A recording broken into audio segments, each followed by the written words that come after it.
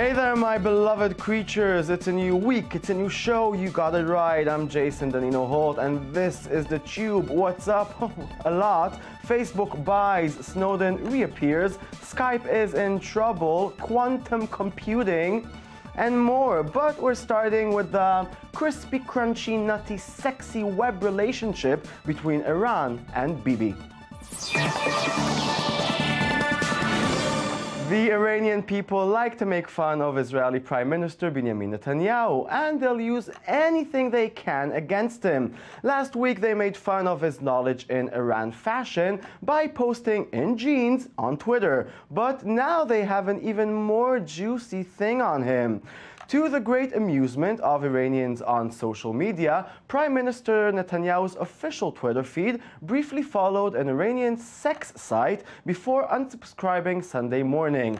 Sometime this Sunday morning, the Prime Minister's verified Twitter account started following @PersianHotBook, a feed which describes itself as the first library of hot sex books in the Persian language. Why? Well, that's a question waiting for an answer. Iranians on Twitter responded to the discovery with amusement. An Iranian living in Los Angeles said that Netanyahu's interest in the Iranian sex feed explained why he is trying so hard to penetrate Iran's borders. Stagadish. The Prime Minister's office attributed the interesting follow to a malfunction, but the Iranian sex jokes just keep writing themselves. Moving on. Facebook announced it has acquired Onavo, a Tel Aviv Israeli-based startup focused on intelligence and analysis around mobile application data. Facebook will acquire both talent and technology as a result of the acquisition, the terms of which were not disclosed, but are estimated around $150 million, and will also turn Onavo's Tel Aviv headquarters into Facebook's new Israeli office, a first for the social giant. This is the third time that Facebook purchases an Israeli startup after buying Face.com and Snap2, and this time it seems like the leading social network is here to stay. With us in the studio to discuss this exciting development is Shai Ringel, our very own tech correspondent. Good evening, Shai. Good evening. So what are Facebook looking for at a company like Onavo? Onavo knows to do a lot of stuff, but the main product was an application that is supposed to give you much less connectivity when you try to reach your web internet on your phone. The idea is to, when you connect to the internet via your phone, usually you get a lot of data, you download data, and you upload a lot of data. And the idea of the application that Onavo created was to limit the data and store a lot of the main data in your device so you won't have to use so much data. That brings the cost of the internet, of the mobile internet, a lot lower, and that helps people connect to the internet via their phones. So if I'll try and understand simply, me, a little phone user of Facebook, it takes the data on my phone to a cloud, and then everything goes faster, easier, simpler. Partly a cloud and partly on your phone. And that brings the internet connectivity to a much lower cost and to a lot less data. And this is what Facebook are looking at. They want to bring more people to Facebook. And the biggest market that they haven't cracked yet is developing countries. Developing countries have a problem with internet connectivity. That's why Facebook is heading a group of big communication companies that want to bring connectivity to developing countries. It's called internet.org now.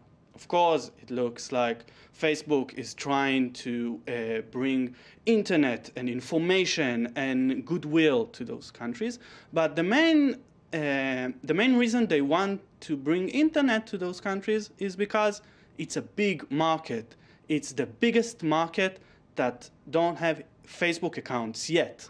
So they are looking at to buy companies that can help them bring internet internet connectivity to the mobile devices, and then more people will come to Facebook. Okay, but did they use this technology from this company until now? Or No. They haven't used the technology. They just bought the company. They'll want to bring the staff into Facebook, and they'll try to immerse the new technology into the projects that Facebook are working on in developing countries. well, also it's going to use it's going to use Onavo to build a development center in Israel. Yeah. What are they looking for here? Facebook is changing strategy. They used to work like this. Facebook is a small company if you compare them to other big companies in Silicon Valley.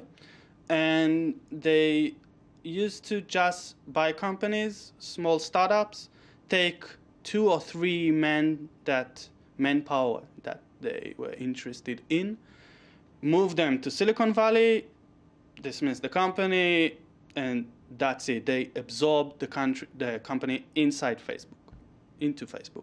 And what they are looking for now is to change their strategy. They are looking for manpower. They are looking to buy they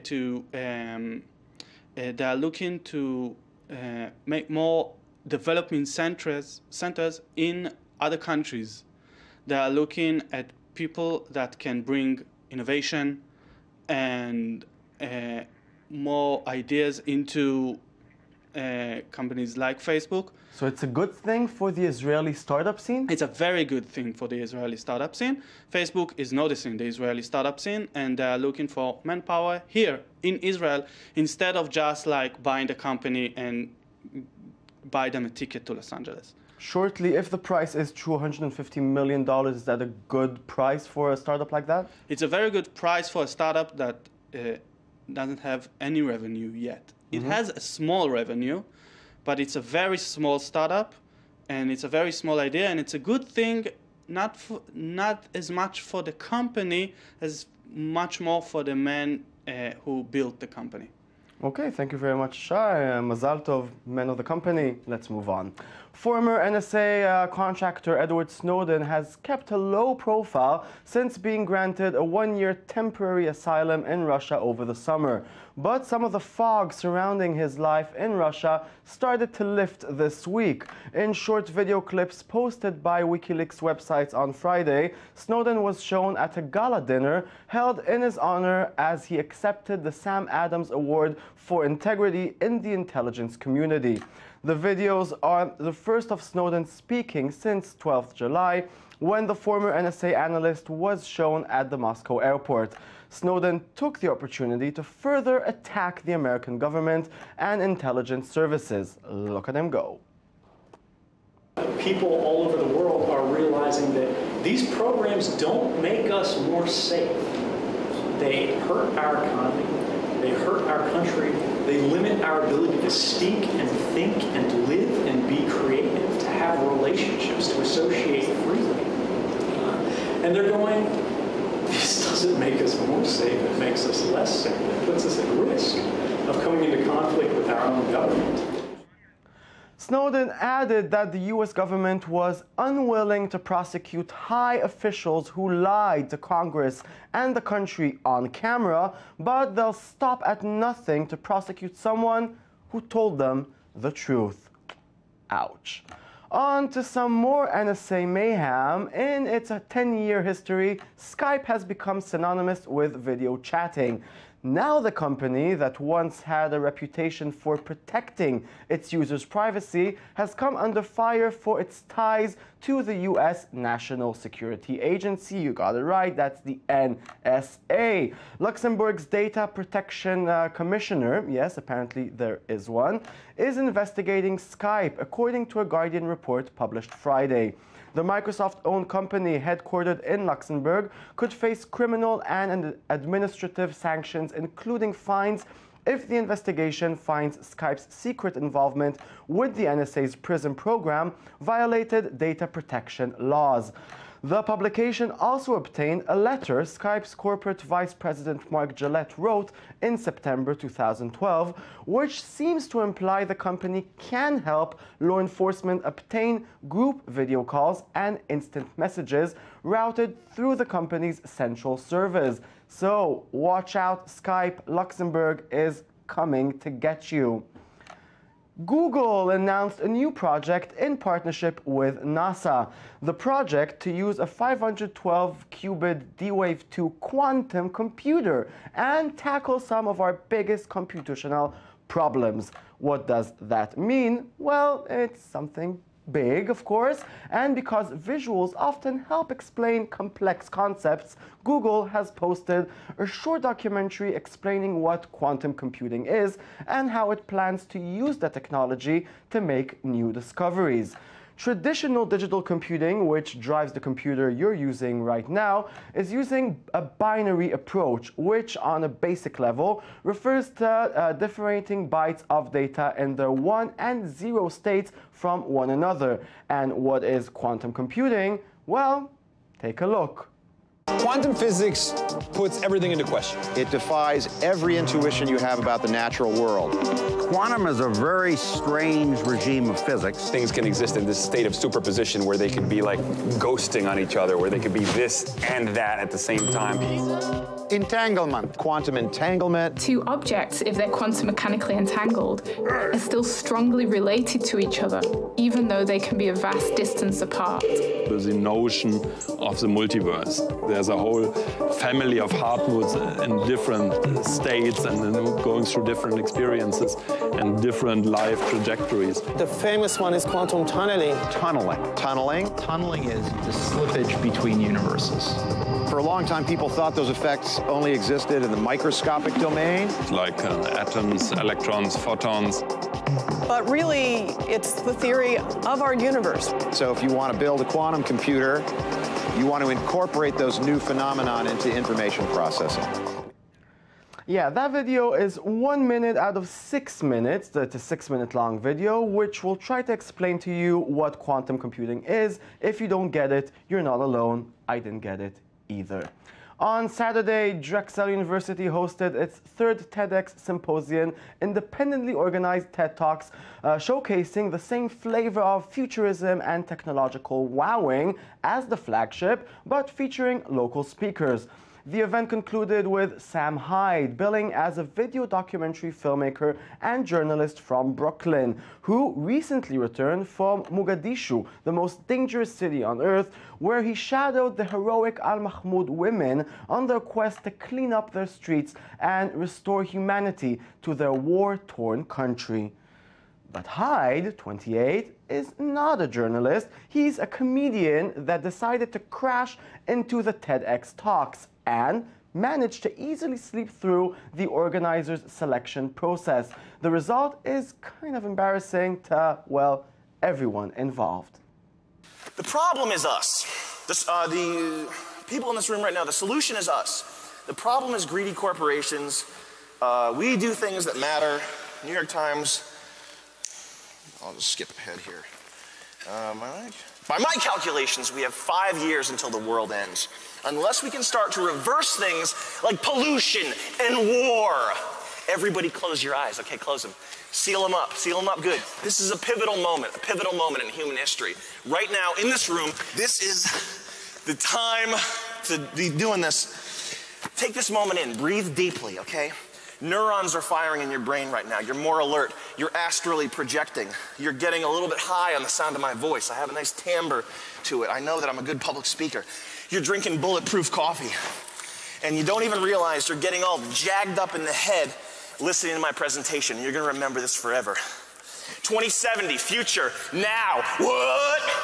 Wow, okay. TED people, here's a groundbreaking idea worth spreading. Check your guests next time. And for something completely different, from our favorite slow-mo guys on YouTube, colors bumping on a speaker in slow motion. So pretty. All right, ram it. Yeah? Yeah.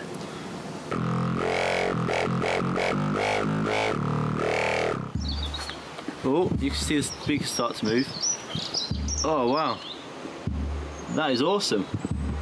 I like how the green is moving because it's the wateriest and the orange isn't moving yet.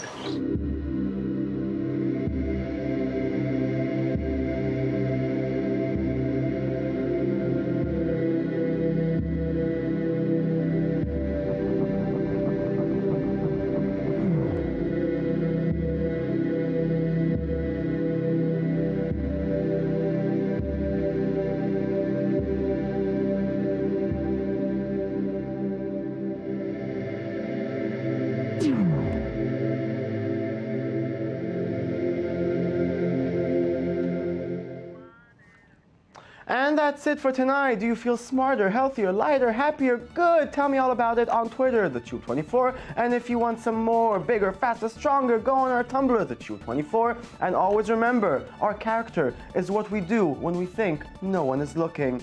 Good night.